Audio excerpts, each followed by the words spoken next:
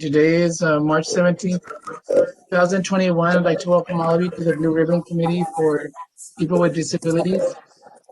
And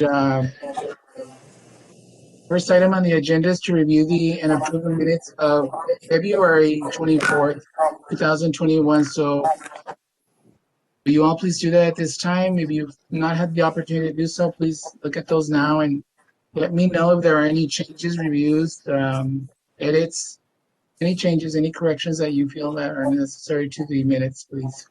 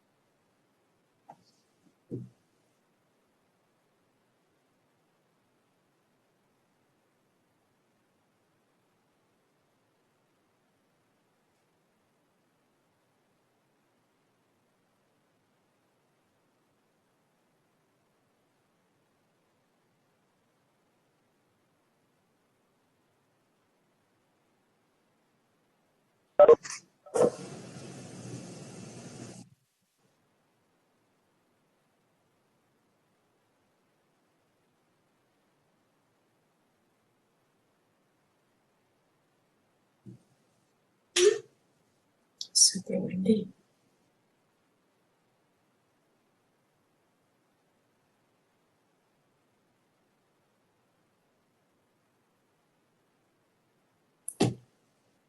Any corrections or changes or edits?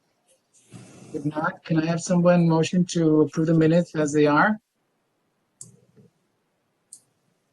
Jackie, thank you. I need someone to second that.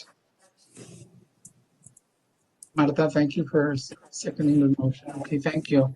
Can we go on to public comments? There are no public comments. Anyone within the group have anything they'd like to comment about?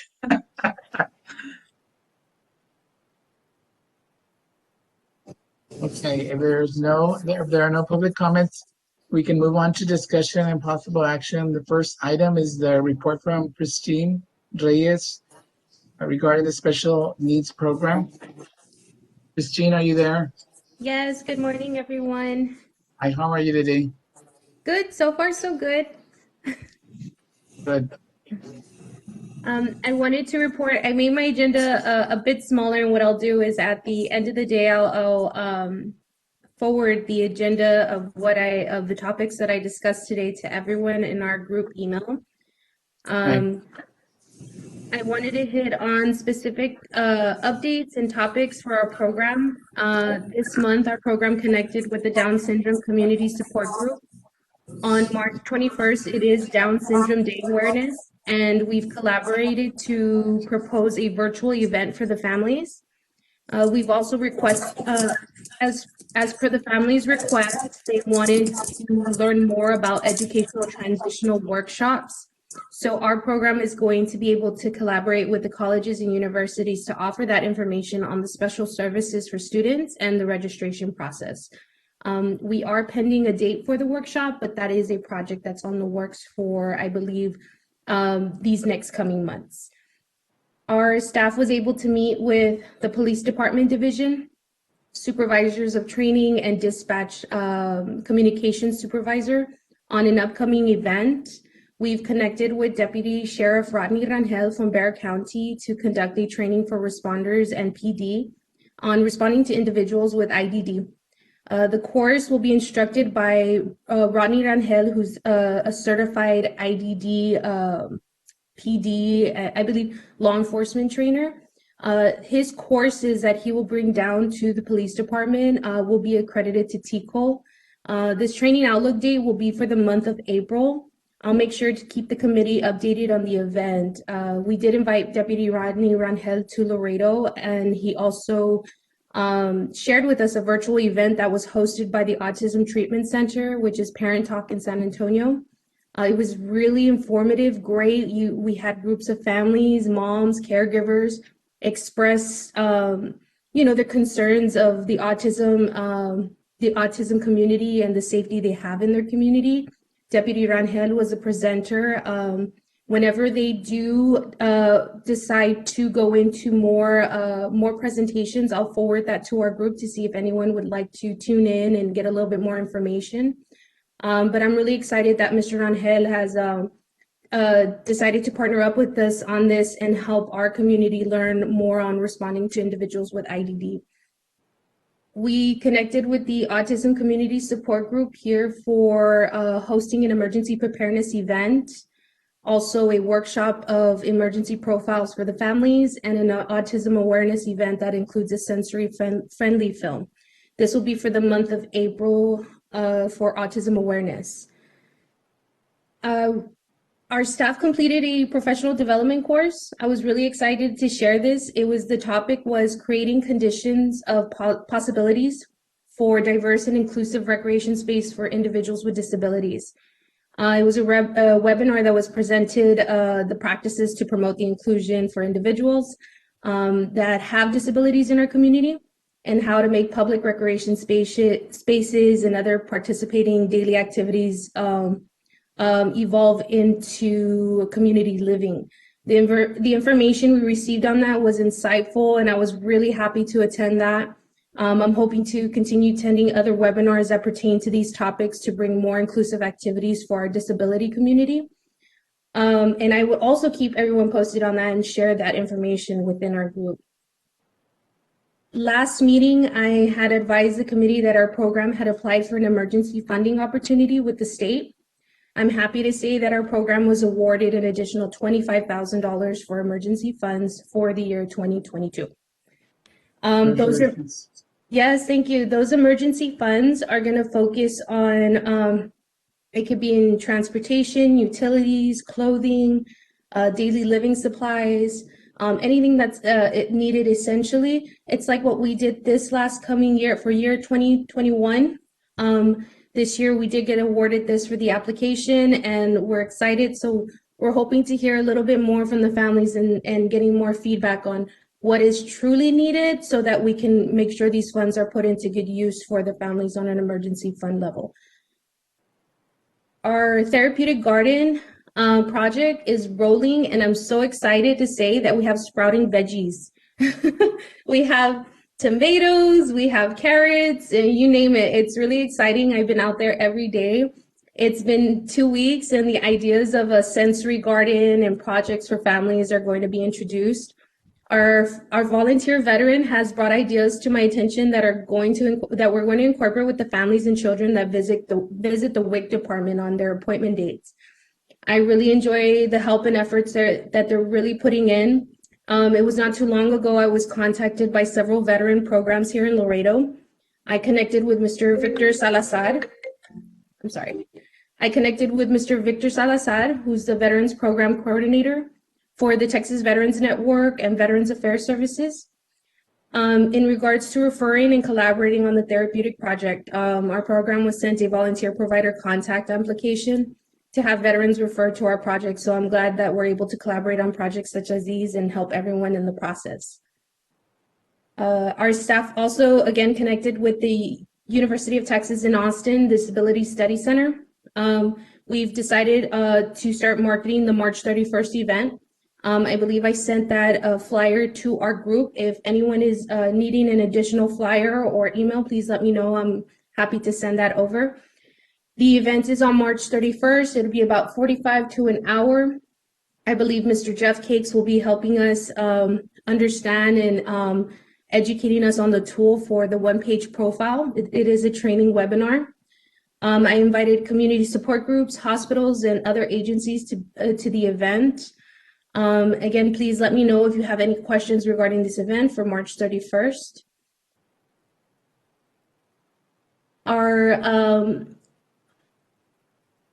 Our staff is also, we're continuously trying to collaborate and connect with other agencies.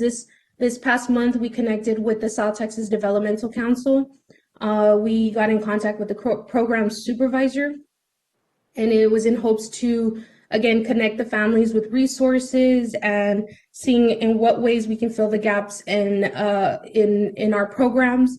It was a successful meeting, and I look forward to our resource collaboration with the South Texas Developmental Council. We've also worked this past week on a conference with Texas Workforce Commission. Our goal is to provide a transitional health fair, it being virtual, but in the means to provide transitional information and services, which include adult health care, secondary education transition, and job vocational training. We're still in the process of meetings, trying to, of course, iron out the wrinkles of how the event is going to be hosted, when it's going to be hosted. But our goal is to have this transitional health fair all in one. Not too long ago, when I was conducting surveys with families, I've noticed that, they were invited to several different events. It became overwhelming for them, especially when their young adult is transitioning into adulthood. They ask themselves, what is the next step? So my goal was to put it all in a one-stop shop where we're able to have, of course, the ideas are still being thrown out there, whether it be a week conference of specific services and information that are being provided to the families.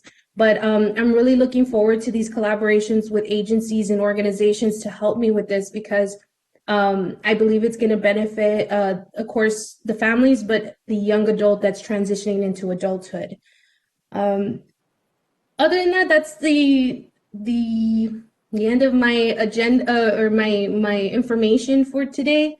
If there's any questions, please let me know. Or if you want any more information on the upcoming events, please let me know. Right now, I am planning 2 months ahead because, again, the awareness is, I just want to prepare with community support groups to make sure they have our full support and know that here as a city, we're supporting the awareness. Not only that, how we can help as a program for the families. Christine, the educational transition workshop and the Laredo Police Department Sheriff's IDD training that you're going to have, is that going to be virtual as well? Do you know yet, or is it too early to make that decision? The transitional health fair, our goal is to have it virtual. The PD training will be face to face. PD is currently conducting their trainings because of TCOL accreditation of what they need to qualify to get that credit for their police department.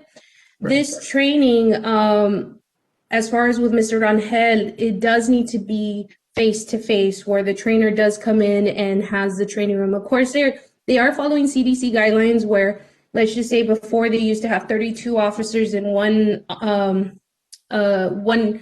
venue. Now they've cut it into making sure they follow through on CDC guidelines, and they still have, their safety precautions. But of course, in the month of April, we'll learn a little bit more of where we're at.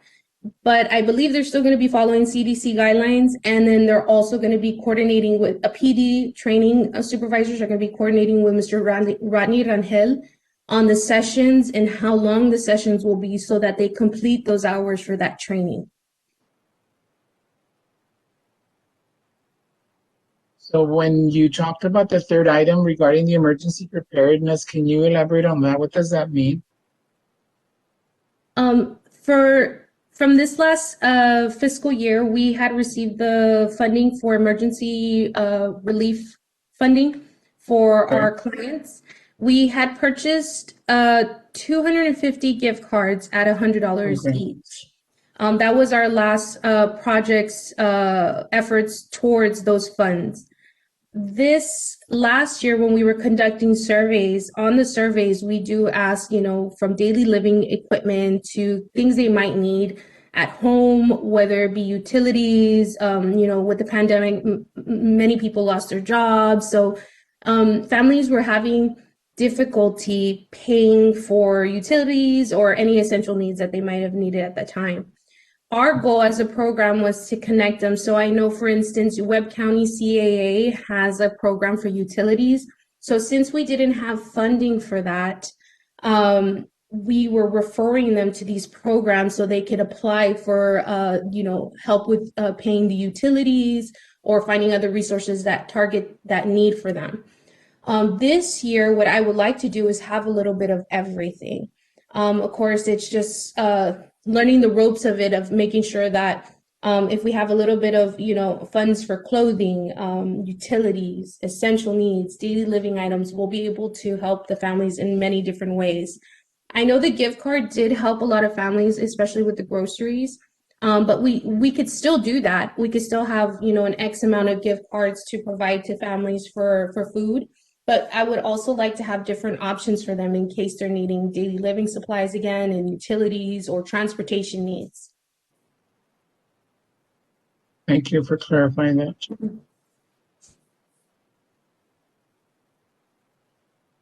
I don't have any other questions other than I want to thank you for always doing a great job, and that you're reaching out to the community and collaborating with as many resources as there are available. And when we talk about families and the individuals with certain special needs, one agency and one organization does not have the resources to do it themselves. So they need to reach out and look for other resources. So I thank you for doing that, making it a more inclusive service that you all provide to the families in Laredo. Thank you for that, Christine. And as usual, I'm very impressed that you're the one-person individual program director, coordinator, worker, doing it all. So thank you. No, thank you. I noticed on my agenda, I would always say the staff got training, and I was like, maybe I should just put Christine. But no, I really do enjoy it. And like I said, I'm very open to collaborating and hearing ideas. I myself, I probably have undiagnosed ADHD, but I do try to put my energy in making sure that when there's an idea out there, and I'm sure where there's a will, there's a way, and we can find that way. So of course, I always recommend towards the end of the meeting or even during the meeting, if there's any recommendations or ideas, please feel free to let me know, and we can see how it can work for our population. Okay, thank you.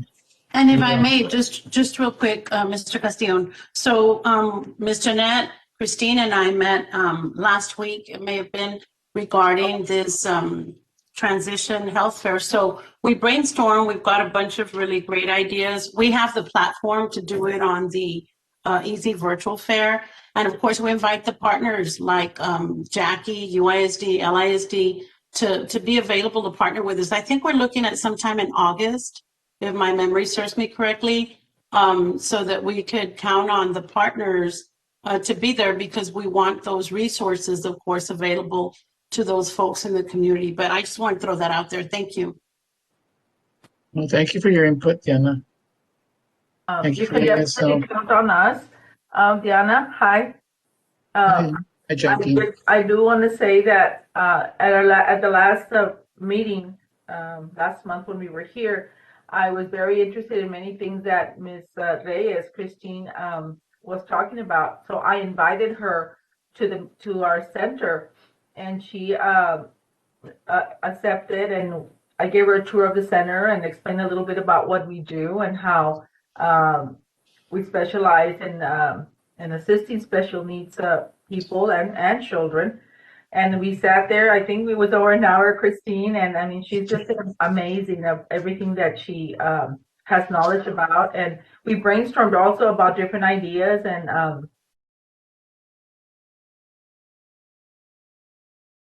how we can cooperate and help the community that, we assist here at the center, and how we could also help in cooperating any programs. The center is really the community's a center, so anything that we can help for and cooperate.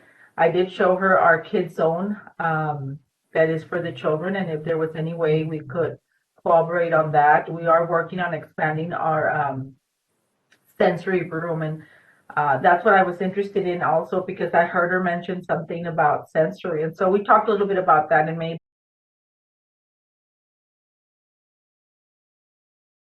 pleasure to have met her in person and to just absorb all the energy that she has.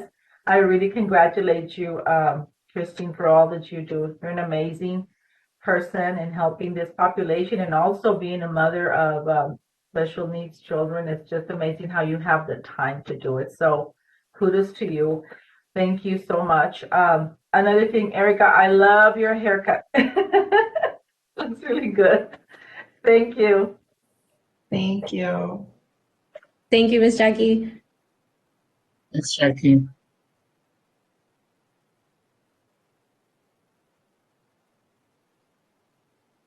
Okay, can we move to, I guess we're in the second item of that agenda item is to review and update on any other services that are being provided to people with disabilities or other services that have been developed as a result of the COVID-19 pandemic. Do we have anything new that's been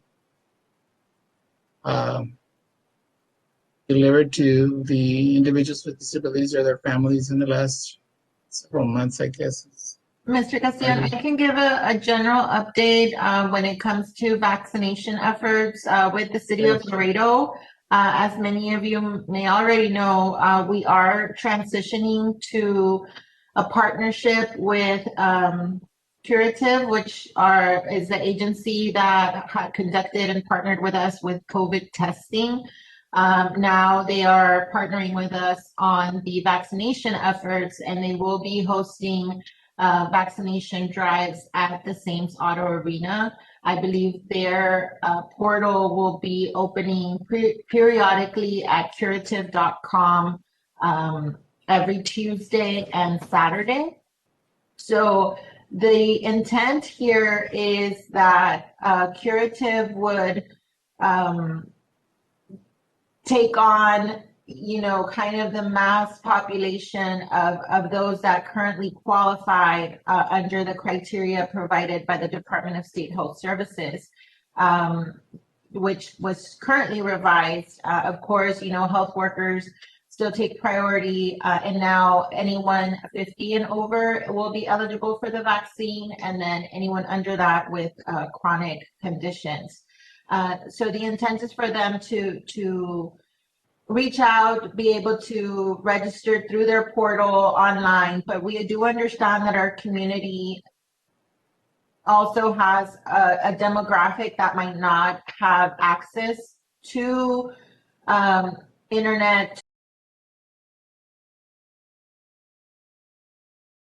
So we continue to look for ways here at the health department to target that demographic to ensure that they will be vaccinated as well, because of course those also reflect, very vulnerable populations. So we are looking to target efforts throughout all of our zip codes. There was an express need for further south at 78046. So we're looking at some partnerships with private and other public agencies.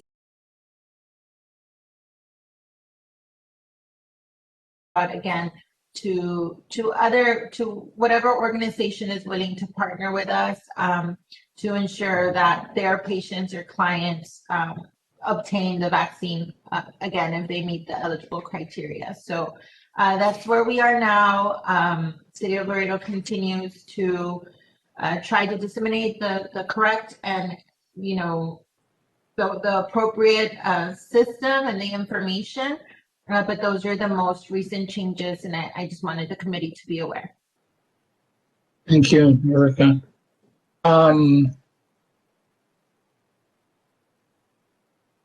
Yeah, I think that the vaccine, the distribution of the vaccines are very important in the sense of, that I tried to sign on to the website and I couldn't do it. It never worked for me. So I figured if I'm having difficulties, other people probably find it quite challenging too. And it's not necessarily because the services are not being provided. It's just that the influx of number of calls going into the opportunity, that window of opportunity that you get people to sign up is challenging when you have so.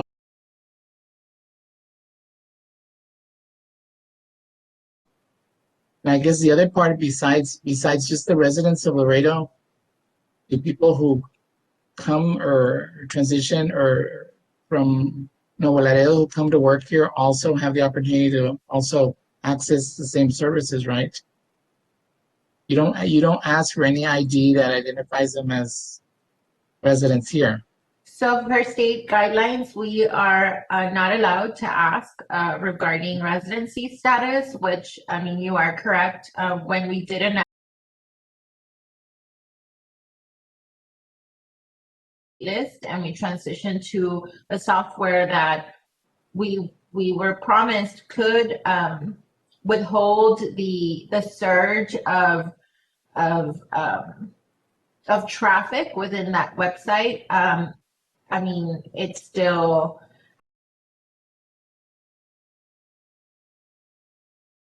in hits. And of course, you know, no matter how many servers were added to try to maintain capacity, it just was not possible. Last information I did receive from IT, those hits were from Mexico. So we're able to kind of monitor that. We understand that's the reality of living in a border community. But at this time, like we said, I mean, we're not, and really if they are, even if they are only here for work or you know, kind of a temporary, you know, visit to our community, there's still that exposure or potential exposure. So we do want to make every effort to reach that herd immunity so that everyone's protected. So that's the perception when it comes to the public health perspective. We really cannot delve into, you know, law enforcement type of concepts. We just want our community to be safe. Yeah, my question was just based on the idea that in addition to the regular citizens of the city, you've got an influx of a population that also travels to Laredo probably on a daily or weekly basis for work because they're from other smaller communities or they're from across Nuevo Laredo. So that's how come I was asking. Yes, and that's out to our residents here in Laredo. We are working again to partner with other agencies and so that they can provide information on their particular clients. We know that, you know, some agencies do require some sort of residency confirmation or have certain stipulations to be enrolled in their program. So we know that the need is there. So what is in the works is we are going to do an organization enrollment type of procedure where, let's say, Ruth Bical will provide a point of contact, and when vaccine is allocated, then we'll reach out to that point of contact and say, you know, there's 20 vaccines. How many of your clients are in need? And then we would take from those populations. So again, that's an effort to reach that difficult demographic that might not have immediate access or needs those special accommodations. So that really is what the health department's purpose is to serve those that might be uninsured or not have immediate access. So we are gearing towards that, but information on that program is forthcoming. Like I said, the about Laredo is that we do have that communication when it comes to the different agencies and we're able to mobilize quickly. That was very apparent to me when I started, you know, attending conferences either in Austin or even outside the state, was that it seems like such a novel topic in a lot of presentations about building coalitions and building networks and bridging those private and public partnerships. And I think here in Laredo, it's very, it comes very easy to us. So it's just maximizing that network and ensuring that, we have that information now specific.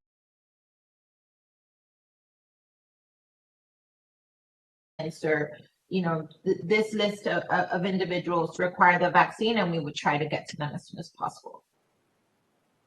Yeah, thank you for all your efforts to distribute and disseminate the information as well as the vaccines and collaborating with others. So thank you for the information. There are no other discussions for that item. I guess I can move on to the agenda item on announcements. Are there any announcements that anyone would like to make? Someone getting married? Very short, man. Yeah, now you laughed. I don't know what's going on with you.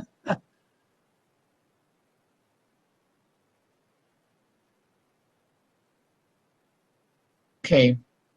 So if there are no other announcements, I guess we can move on. And the last item is adjournment. I guess we can adjourn the meeting. We're pretty much done. Ceci, are you there? Here. I cannot hear you. I'm here. I'm here. Good. I haven't seen you in a while. I know. I miss talking. My question was going to be, when are we going to meet in person again? Probably until next year. Next year. Well, you know what? Maybe we can meet at, what is it, Red Lobster again? Oh yeah. But we need to sit in different tables so that we won't. I was eating with my husband. By the way, I wanted to ask y'all's prayers for my husband. My husband had a stroke about I'd say, well, the week the storm hit, I had my own Texas storm. Okay, so he's undergoing therapy right now and everything. So it's been a trying time for us, but a great opportunity to see things from a different perspective. I'm always engaged in helping others move forward when they acquire or are born with disabilities. In my case, it's been a little bit of taking things from a different perspective. So we're moving in a different direction, and we're planning to incorporate other services that we had not done before into what we do right now, because it's different when you're on the other side. As much as we do for people, we discover things that we didn't know existed, barriers that we encounter that are, that we've had to navigate, but we're grateful for the opportunity for growth, and we're believing by faith that God's going to move forward. We've had to metal things out, and one of the biggest things is that you think you have all the answers to where people need to be serviced, even though they're your family members. But when it comes to family, it's a combination of people and it's feeling like you're being pulled from one side to another, because one person wants this, the other person wants this. And so it's been a growing process. So we're very grateful. So for those of you that can remember my husband, his name is Tony.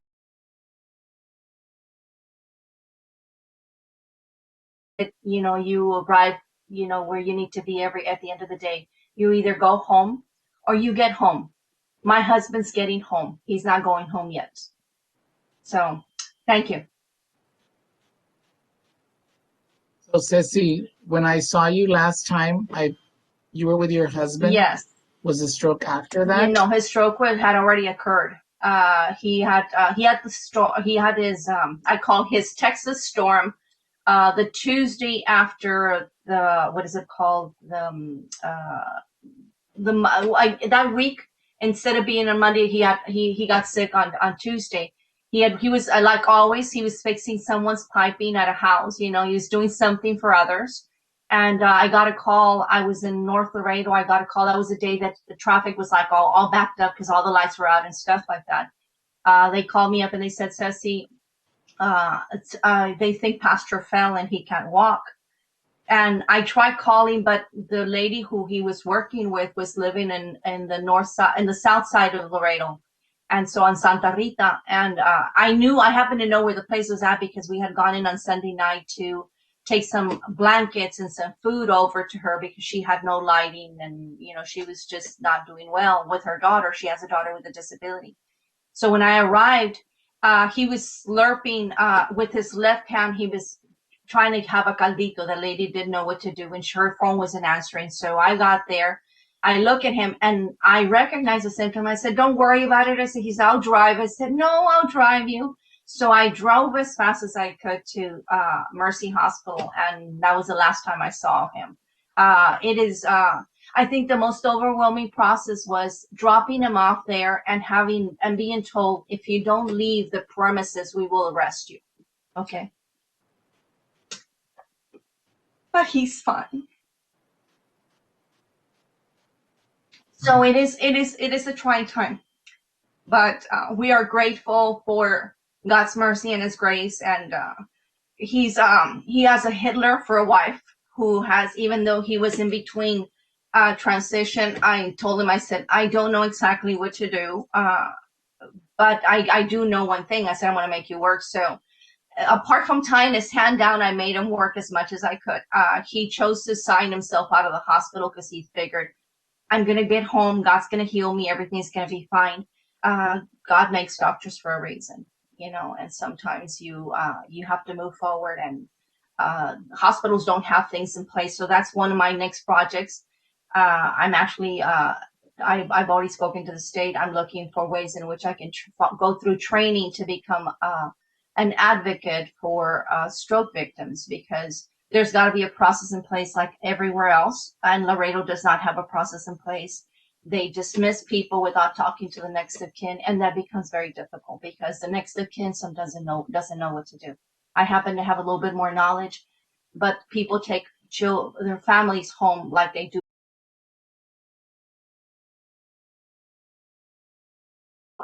We either burn down the bridge or we build the bridge. So I'm choosing to build the bridge for this one. Okay. So we're very, very appreciative. Well, Ceci, I'm sorry to hear about your husband. Always difficult when you have an individual who provides so many other services for other individuals with needs and disabilities, and they themselves are now, in a way, the victims of those very same issues. But one of the great things is that while he has paralysis on his right side, God was merciful. His voice was almost intact. He has a slight slur in his speech, but he can still preach if he needs to, and he's a fighter. We went over and we made this huge poster of him when he was a young youth, and he had it. I made fun of him because at that time he didn't have a shirt on and he had an 8-pack. So we made this huge poster and we plugged it on the wall. We plugged it everywhere where he goes. And it's to encourage him, to remind him that he was a fighter then, he's a fighter now.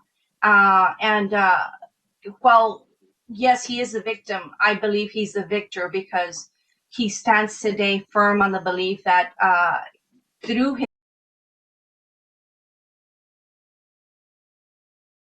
we build from that, and we believe without a doubt that tomorrow is going to be better. And we incorporate what we already have to what is coming. And so that is an amazing opportunity. Well, Beacon Hall is there. Yes. And the work that they do is very important. And I know that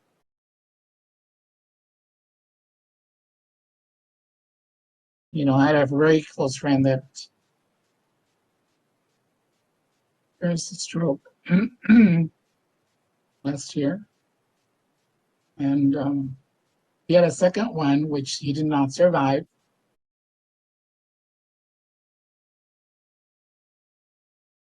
It's difficult when you have individuals who have been individuals and have spearheaded so many projects and programs and stuff like that, and then all of a sudden they have to succumb to something that not of their choosing, but it's just a physical ailment that occurs. And one of the last locations that he sought help was from Whitby Cowan. He was very happy there.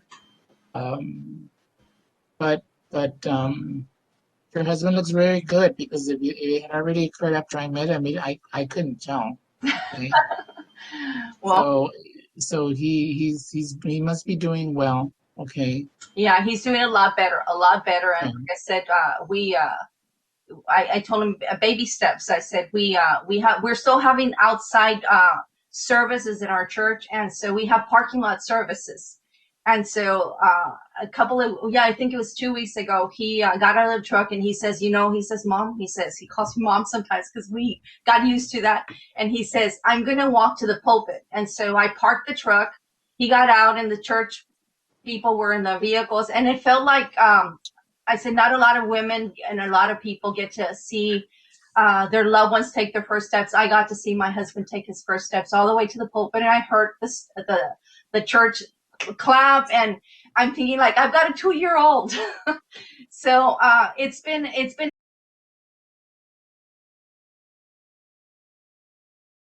and the awareness of different aspects of disabilities is enhanced by the mere fact that we are now living it. So we're grateful for that opportunity.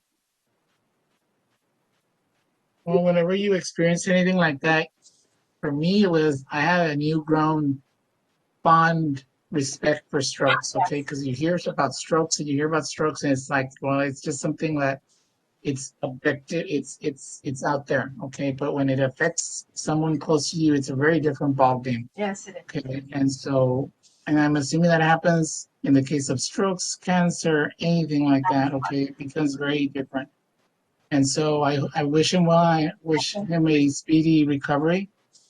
But he looks good because I told you I couldn't tell anything. So Yeah.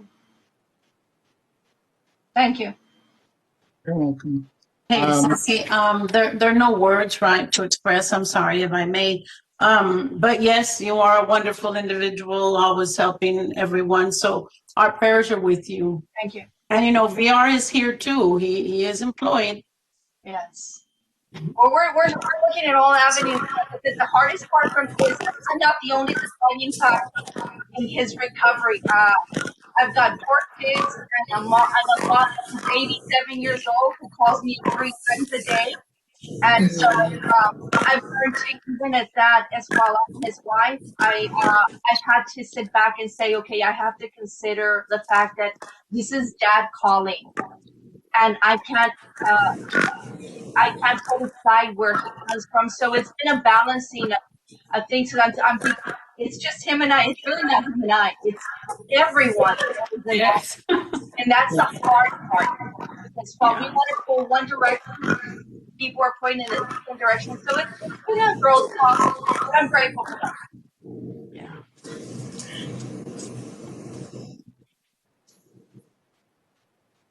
So I'm sure you're an excellent wife and an excellent nurse. Okay, so Well, he thinks I'm Hitler. It's like, get up and go wash the dishes. Oh yes, better Hitler than Lucifer. Yeah, that's right. okay. Our prayers are with you, and I know we spoke a little bit. You contacted us. Hope that if you need anything, we're here to help and guide you if you might need it. And I really want to thank you for that. That's where our hiccup comes, trying to navigate and trying to make sure that options are placed, and then we move forward. So we do have an appointment pending at Houston on the 31st.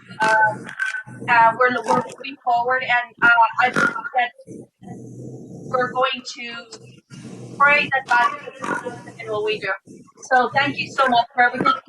He's still like I said, he's still getting home. Okay, so we're fine with that. Good. Okay.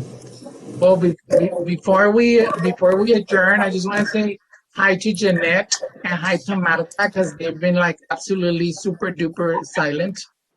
And so I'm super duper typing. I'm Wanna make always sure that you typing, guys are trying to okay. capture everything.